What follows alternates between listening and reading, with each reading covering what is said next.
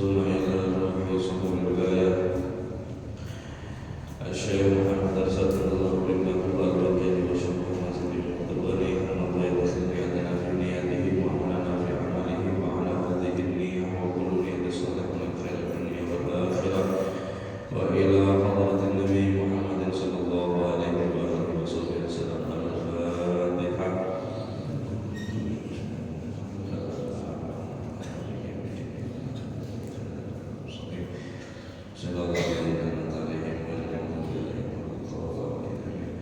Assalamualaikum warahmatullahi ta'ala wabarakatuh. Alhamdulillahirabbil alamin wa bihi nasta'in ala umuri din sallallahu ala sayyidina Muhammadin khatamin nabiyyin wa ala alihi wa sahbihi ajma'in. Subhanaka la ilma lana illa ma 'allamtana innaka antal alimul hakim. Rabbi shrah li sadri wa yassir li amri wa hlul 'uqdatam min lisani yafqahu qawli. Amin. ولا حول ولا قوة إلا بالله العلي العظيم. أما بعد. اللهم صل وسلم وبارك على سيدنا محمد الفاتح لما أغلق والخاتم لما سبق ناصر الحق بالحق والهادي إلى صراطك المستقيم صلى الله عليه وعلى آله حق قدره ومقداره العظيم. نويت العلم والتعليم والذكر والتذكير والنفع والانتفاع والإفادة والاستفادة والحث على التمسك بكتاب الله وسنة رسول الله وأتباع الهدى والدلالة على الخير ابتغاء وجه الله ومراضه وقربه ثوابه سبحانه وتعالى. قال المصنف رحمه الله تعالى ونفع به وبمنه في الدارين آمين. رضي الله عنكم وخلد الله عنه. وأما العلم بأحكام الزكاة على من لا مال له تجب عليه الزكاة فيه فلا يجب. وكذلك العلم بأركان الحج وشرائطه في نفسه لا يجب على غير المستطيع.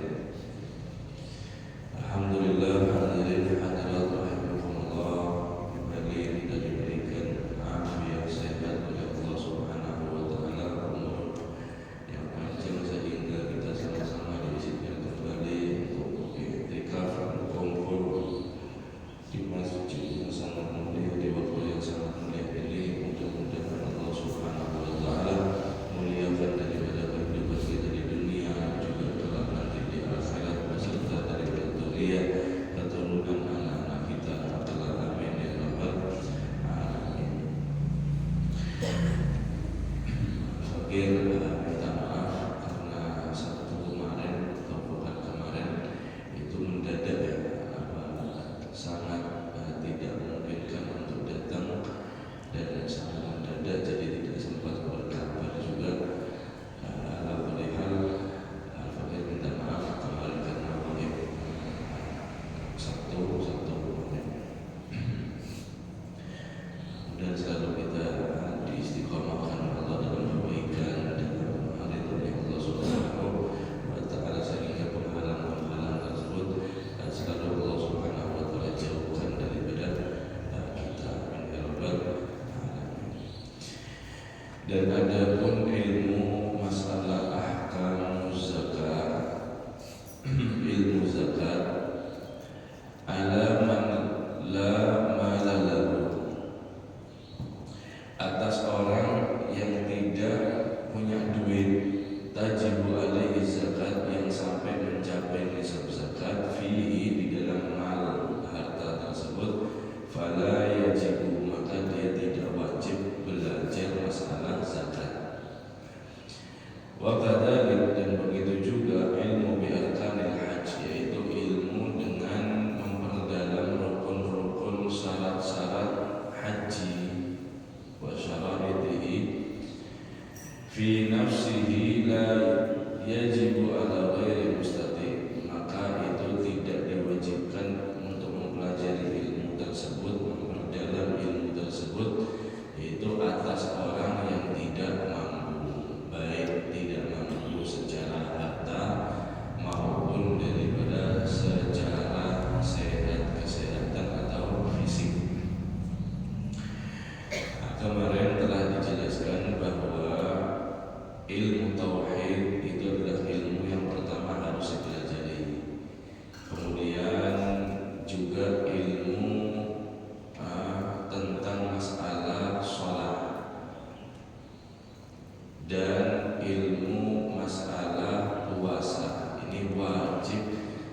setiap muslim mengetahui dan tidak ada udzur bagi seseorang tersebut untuk tidak mengetahui. Jadi sekedar daripada ilmu wajib, apa-apa yang menjadi syarat dan juga rukun-rukun dari sholat, kemudian apa-apa yang membatalkan daripada sholat, kemudian daripada puasa, bagaimana syaratnya, bagaimana niatnya, rukunnya, dan apa-apa saja yang membatalkan puasa, ini wajib diketahui ketika dia sudah balik mukallaf, sudah mencapai usia balik dan akalnya sempurna. Maka wajib, tidak ada rukhsah, tidak ada keringanan bagi syariat untuk orang tersebut mengatakan saya tidak tahu. Kata Rasulullah SAW, walau bisin, kalau mau mempelajari ilmu yang ini, ilmu wajib tentang sholat, tentang puasa, kalau di Arab, kata Rasulullah, di saat itu di Arab, misalnya di se-Arab ini kan ada yang tahu ilmu tersebut, cuma ada ulama satu di Cina untuk yang bisa mempelajari daripada ilmu wajib, pian tulak berangkat ke negeri Cina. Waktu bahari zaman Rasulullah SAW, Cina itu bagi sekarang ya, itu adalah tempat yang paling jauh di saat itu, dan kotanya belum maju seperti sekarang, negaranya belum maju seperti sekarang. Artinya itu adalah tempat yang sangat terpencil, sangat jauh. Seandainya di sana itu ada ulama satu-satunya yang bisa mengajari sampean atau kalian sholat, juga masalah puasa, masalah yang wajib-wajib saja, maka berangkat kalian ada di Sin sampai ke negeri Cina. Ini bagaimana kalau ulama atau para ustadz itu hidup berdampingan di lingkungan kita, kok kemudian kita mengatakan saya tidak tahu? Ini tidak diberikan keringanan rukhsah di dalam syariat. Artinya dia tetap tidak sah dalam mengerjakan daripada kewajibannya dia, dan dia tetap mendapatkan dosa. Kenapa sebabnya? Sebab dia sendiri tidak mau belajar. Sebab Allah memerintahkan fas'alu ahla dzikri in kuntum la ta'lamun. Kalau tidak tahu itu tanya sama yang ahlinya. Kalau masalah ahlinya di dalam daripada agama, maka para asatidz, para ustadz atau tuan guru, apapun masalahnya. Kalau mau pegawai ya sama orang ahli dagang. Kalau sama sakit atau seputar penyakit, maka sama dokter seperti itu. Jadi ini adalah ilmu yang tadi kembali, itu adalah wajib diketahui setiap orang muslim. Nah, kalau masalah zakat atau masalah haji, maka ketika dia tidak pegawai atau dia pegawai tapi hasilnya itu hanya cukup untuk bertahan hidup seperti itu, bukan sampai mengumpulkan harta atau berlipat daripada modal tersebut sampai keuntungannya itu berlipat-lipat sampai banyak misalnya.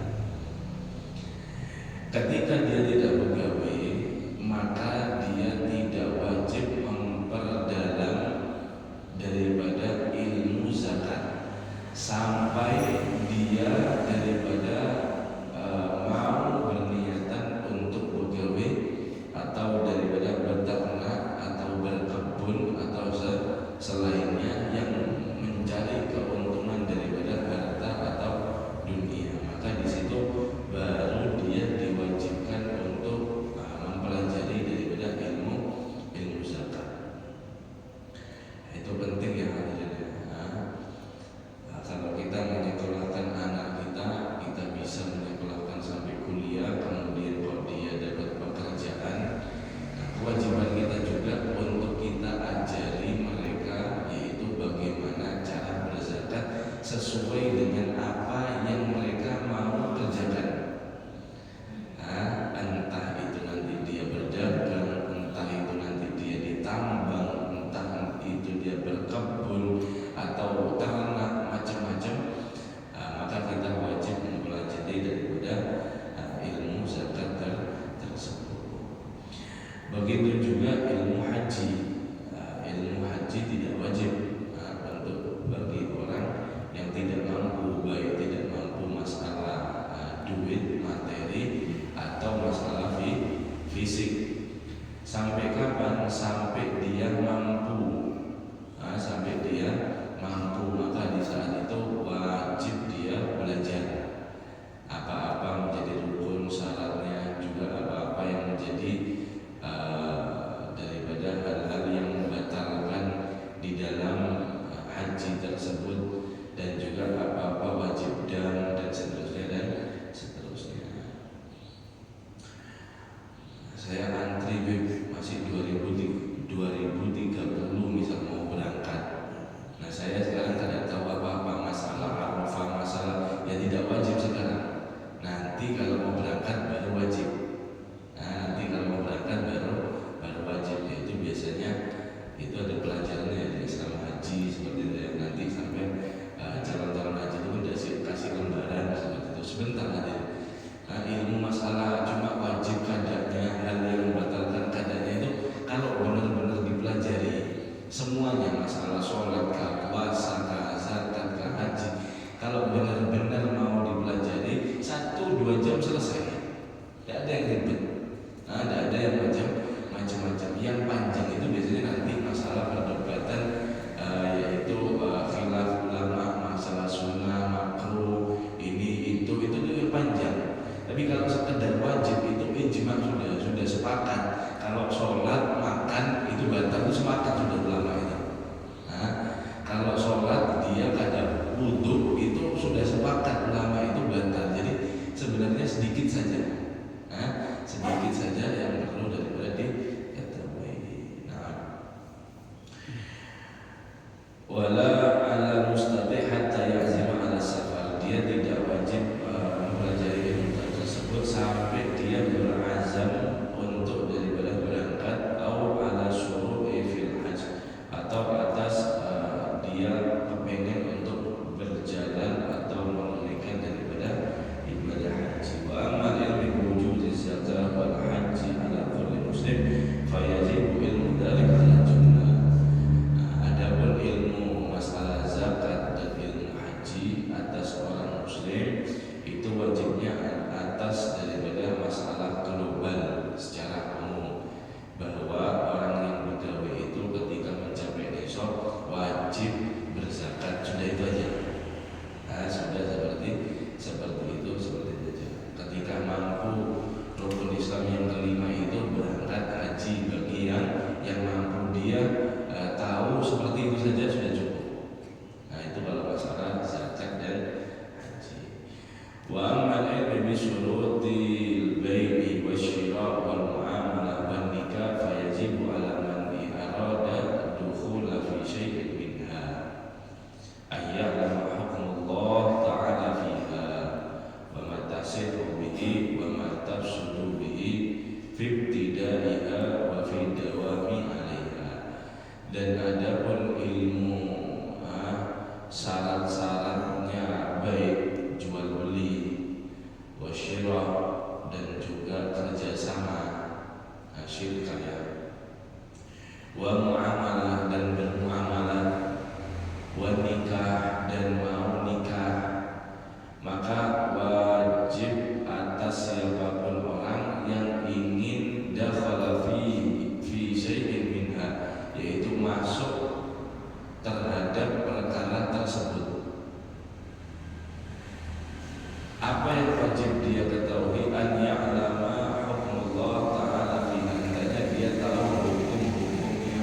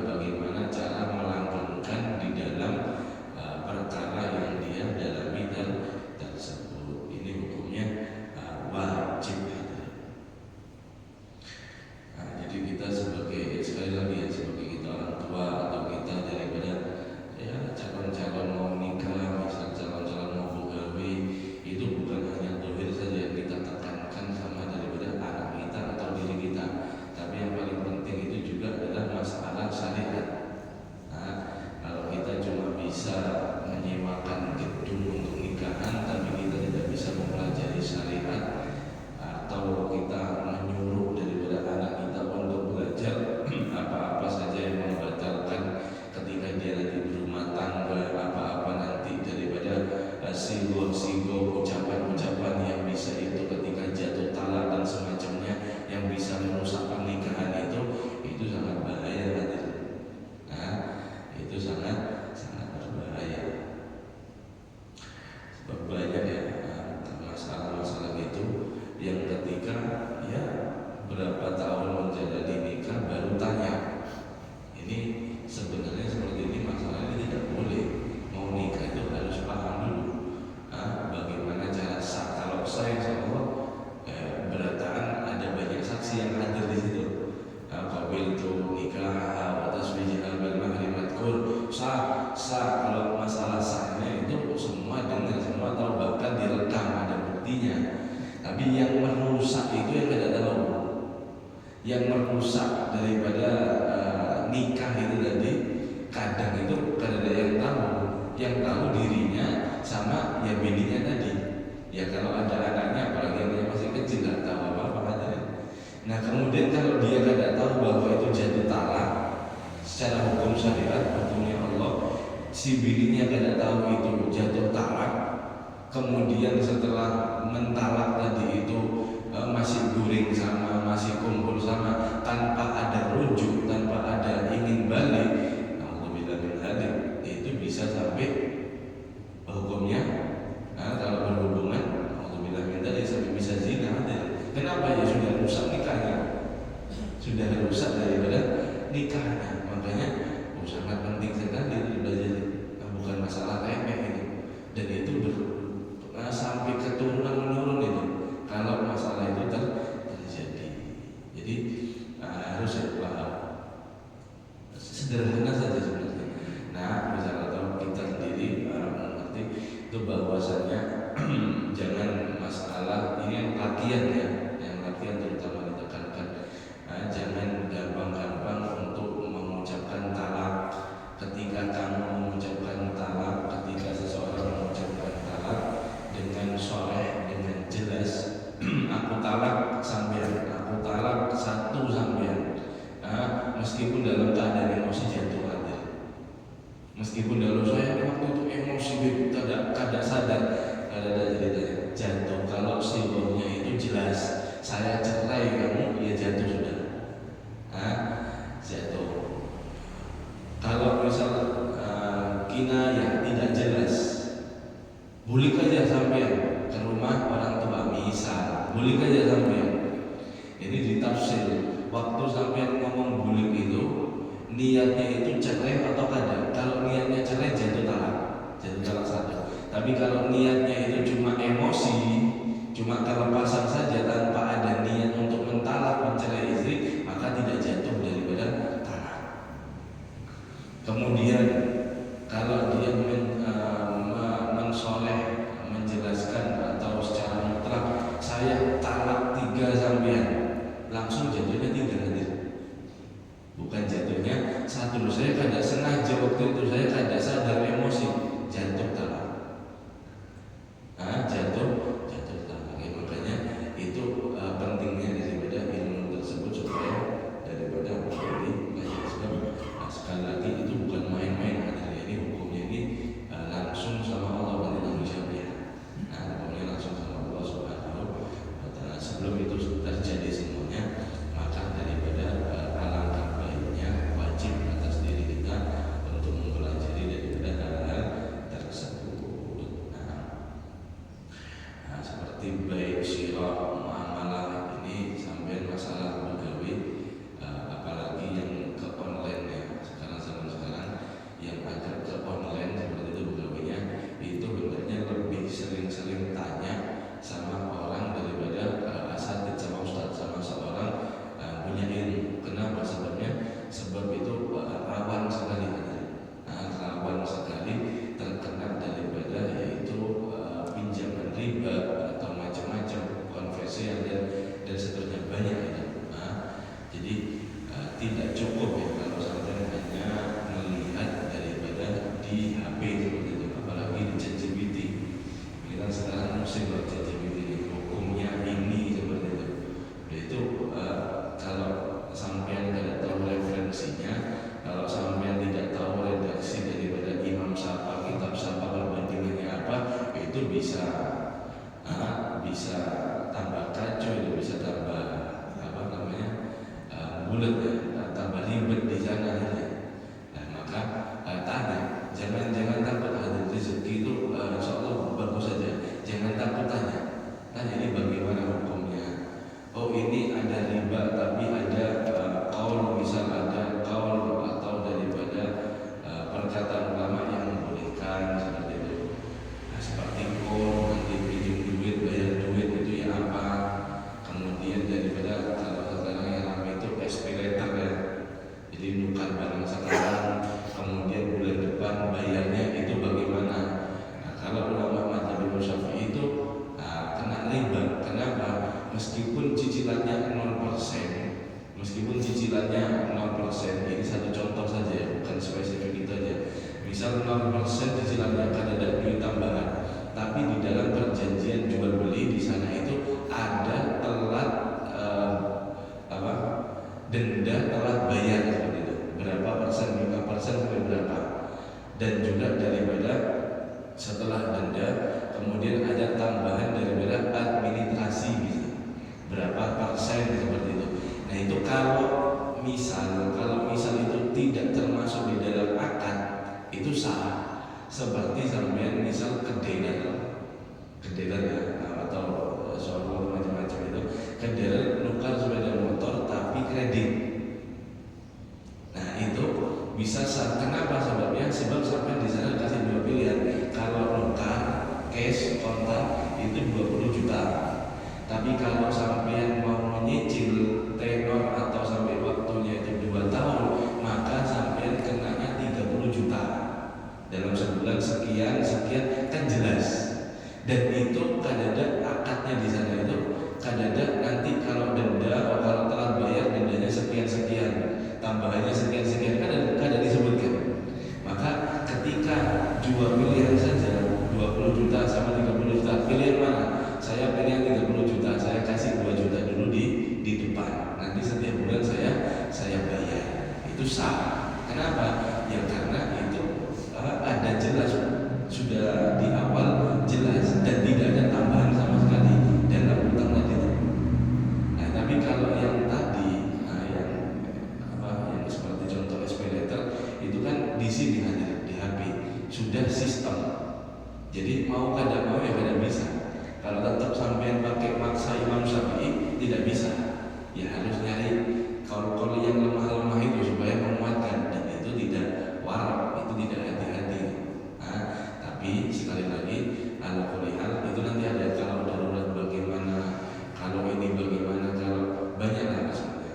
Nah, kalau kita mau pengen tahu lebih dalam, ya tanya apa yang kita gawe, kita tanyakan itu supaya benar di dalam muamalah kita kepada syariat secara benar. La budda lahu min dzalik. Mau kada mau harus seperti itu, harus. Wa illa waqa'a fi ma yuskhidullah alaihi sya'a'an aba. Kalau kada maka bisa terjadi di dalamnya perkara yang dia lakukan tersebut, entah itu ibadah, entah itu jual beli, entah itu nikah, yang lain-lain. Fi waqa'a fi ma yuskhidullah alaihi sya'a'an, itu bisa terkena dia murka Allah Subhanahu wa taala. Mau kada mau. Fa innal jahila muta'arridun bi jahlihi li sukhtillahi li wuqu'i fihi fil halaki ala kulli hal. Maka sesungguhnya ketidaktahuan itu adalah sesuatu yang Allah Subhanahu wa taala murkai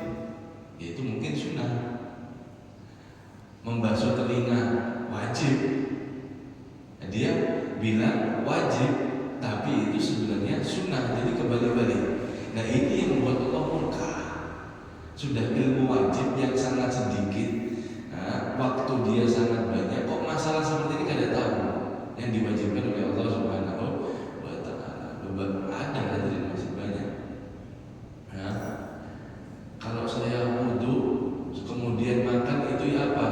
Wudhu saya batal kada? Loh itu masih ada katanya. Nah, wudhu saya ini batal kada ketika makan? Kan bingung ada. Jadi ilmu yang seperti ini harusnya itu ya sangat tahu setiap daripada muslim, sebab itu kewajiban atas diri kita masing-masing. Wa fi ba'dil muharramat annaha minal wajib, bahkan dia bisa meyakini sebagian yang haram itu adalah wajib. Atau minat ta'ah, atau sebagian yang haram itu termasuk daripada taat. Contoh, sholat ba'diyah asar. Contoh sholat ba'diyah subuh misalnya, sholat ba'diyah dia ba'diyah seperti itu. Maka bagaimana hukumnya? Bagaimana hukumnya? Dia ketika melakukan sholat haram, dia menyangka itu sebuah ketaatan, mendekatkan diri kepada Allah. Tapi karena kebodohannya, karena ketidaktahuannya, akhirnya Allah marah sama dia. Lalu padahal dilakukan sholat.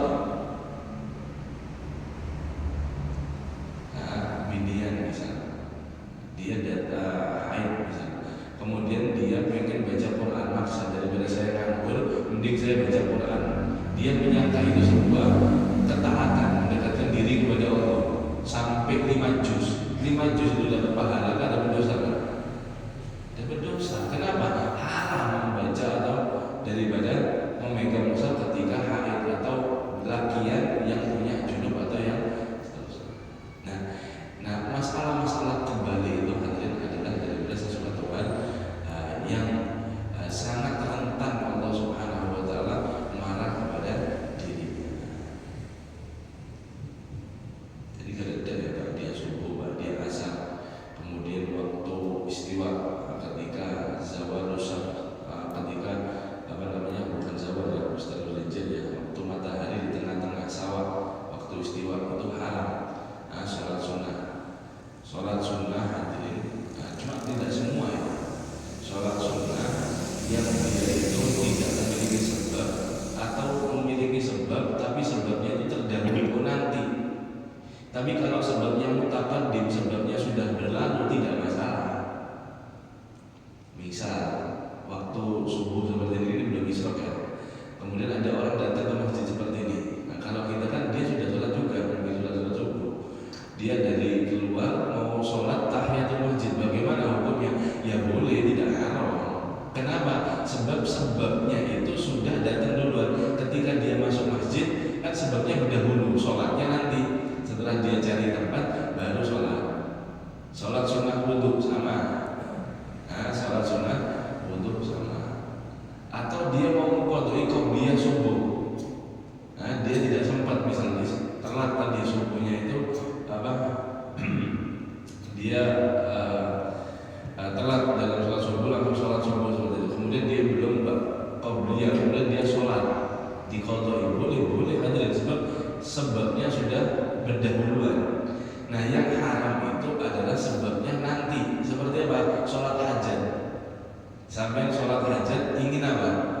Mungkin ingin sampai mau umroh, mungkin sampai ingin dikabulkan doa. Sholatlah hajat di waktu ba'da subuh atau ba'da asar atau istawa. Haram. Kenapa? Meskipun sebabnya itu ada, tapi kainan. Seperti sholat ihram sama. Sholat ihramnya itu kan nanti. Sholatnya berdahulu ada di ngambil mikot. Bagaimana hukumnya? Haram, tidak boleh. Karena sebabnya nanti.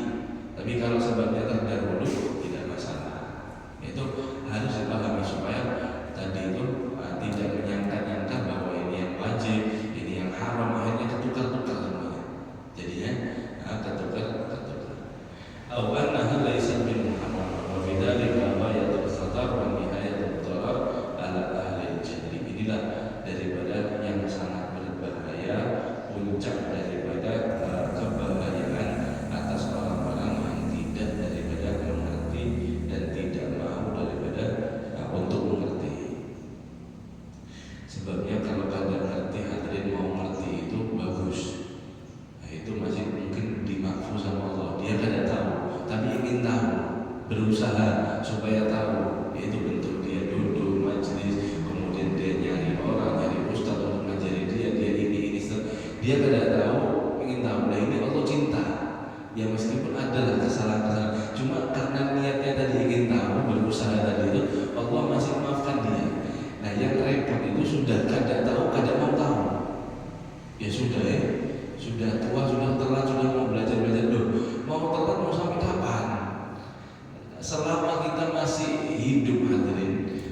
selama kita masih diberikan umur, tidak ada waktu telat. Kenapa? Sebab kita masih di dunia.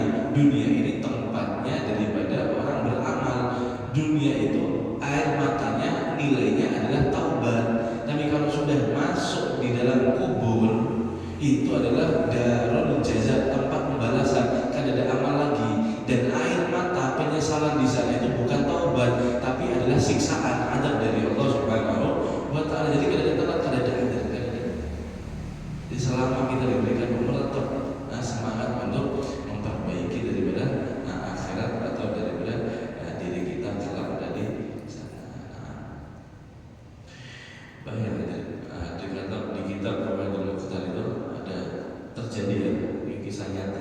Orang Maroko, orang Maghrib, ada dua teman seperti itu. Satu teman masa muda, ada dua teman. Kemudian yang satunya nikah, yang satunya ini mau ibadah.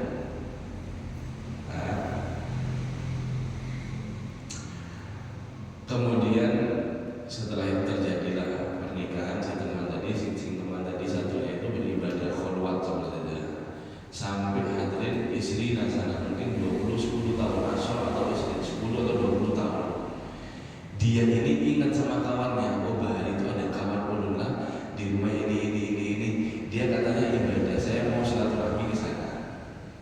Akhirnya sudah dia silaturahmi ketika entah itu di rumah atau di atas bukit seperti itu. Di rumah mungkin ketika masuk rumahnya, assalamualaikum warahmatullahi, udah ketemu lawas, ada ketemu kawan ini. Akhirnya ya apa kamu sekarang keadaannya? Alhamdulillah saya punya istri, saya punya anak, saya bergawe ini. Kamu bagaimana keadaannya? Alhamdulillah saya beribadah sama Allah ini. Nikah ada saya, gawe kada bergawe. Dan terus makannya apa? Ada dari Allah jaminan. Kalau sekedar makan memang dijamin kan. Yang berkaya itu yang ada dijamin bonusnya itu. Kalau makan selama kita ditakdirkan itu masih ada dijamin sama Allah makan. Oh iya. Dilihat. Ternyata ada keledai betina. Ada keledai betina. Loh, sampai katanya kada begawe, kada ke pasar. Ini gasan apa sampai keledai betina? Keledai betina ini gasan apa? Oh iya, saya ini kada begawe, kada kawin dan kada apa-apanya. Cuma saya punya keledai, saya rawat. Buat apa? Ya kan saya manusia. Kalau saya naik syahwatnya saya melampiaskan kepada keledai betina tadi itu. Kata saudaranya, temannya nih. Loh, ya kan betul. Kalau saya berkawin, saya beristri, kan saya nanti punya tanggung jawab, nafkah, saya begawe, apalagi punya anak. Akhirnya saya tidak bisa ibadah. Yang penting saya melihara keledai betina. Kalau dia lapar saya keluarkan, dia mencari makan sendiri, minum sendiri. Baru tahu di sana si takwan tadi loh, sampai tidak tahu kalau ini minal kabair, ini termasuk dosa yang sangat besar dalam agama kita, dalam syariat Islam. Bahkan pelakunya ini bisa daripada kena had qatl, bisa had kena bunuh. Loh, bujurlah sampean ini. Saya baru tahu. Saya baru tahu. Akhirnya orang tersebut, orang ini yang 20 tahun ibadahnya selama itu dia qadai, dia benar-benar taubat kepada Allah dan dia akhirnya kembali ke jalan yang benar. Artinya hadirin, Ibnu Ruslan mengatakan waqul man bighairi ya'malu amaluhu mardudun la tuqbalu. Setiap orang yang beramal amalan apapun yang tidak dilandasi dengan ilmu syariat, maka dipastikan itu amalnya gawean tadi tertolak atau tidak dikabulkan oleh Allah Subhanahu wa Ta'ala. Maka itu sangat penting ilmu. Ilmu yang kita bahas adalah ilmu yang sangat sedikit, ilmu tentang yang wajib dan tentang daripada hal-hal yang diwajibkan di atas kita, bukan ilmu yang memperdalam seperti ulama kita ya, yaitu ilmu hadis, ilmu tafsir, ilmu itu ulama. Yang kita diwajibkan itu bagaimana sholat kita sah, apa yang membatalkan, syaratnya apa, saya begawe apa yang mencapai nisab, kapan haulnya, apa yang membatalkan dari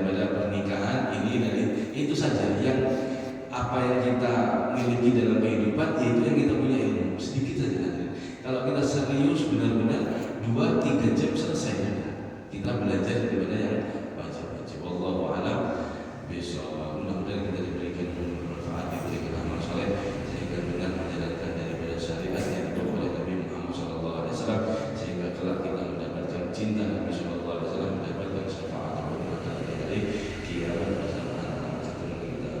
Amin.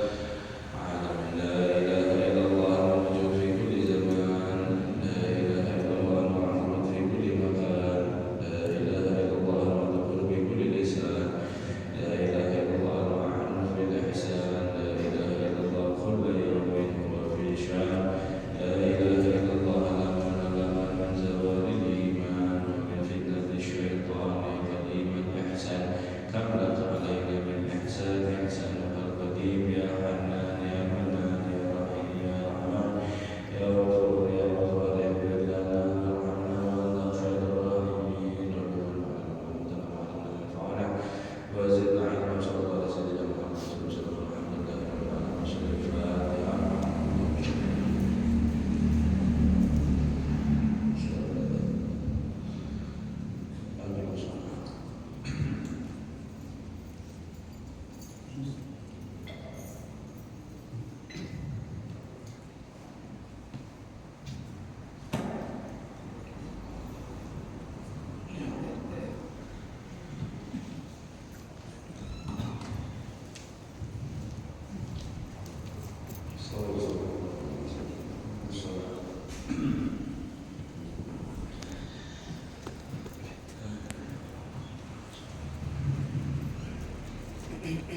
Sallallahu